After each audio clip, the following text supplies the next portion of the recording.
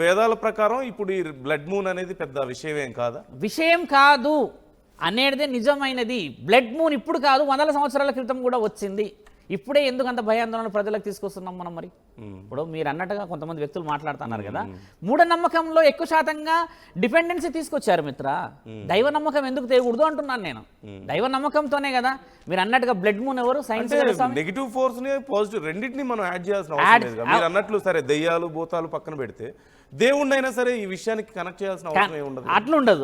Right, that is what. కాకపోతే ఒక విషయం ఏం జరుగుతుంది అంటే ఇక్కడ హై రేడియేషన్ రావడం చేత ఆ సమయంలో ఆ 2 గంటలు 1 గంట సమయంలో గర్భిణీ స్త్రీలకి కానీ ఈ ఇమ్మెచ్యూర్గా కొంతమంది పుడతారు పిల్లలు, వాళ్ళకి కానీ కొంచెం వయసు పడ్డ వాళ్ళు 70-75 సంవత్సరాలు ఉన్న వాళ్ళు కానీ కొన్ని రాశుల వారు మీనారాశి, తర్వాత సింహరాశి, తర్వాత కుంభరాశి, ఇట్లా రాశి వాళ్ళకి ఎఫెక్షన్ వస్తుంది. మళ్ళీ సపరేట్ రాసులు అని ఎందుకు వస్తుంది?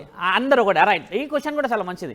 12 రాశులలో నేను ఇప్పుడు మీరు అడిగిన ప్రశ్నలకి క్లారిఫికేషన్ ఇవ్వాల్సిన అవసరం ఏముందంటే స్వామి, ఈ రాశులు తర్వాత చంద్రుడు, సూర్యుడు, భూతాలు, పిశాచాలు, దేవుడు, ఇవన్నీ ఇంత మల్టిపుల్ టాపిక్స్ ఎందుకు వస్తున్నాయి?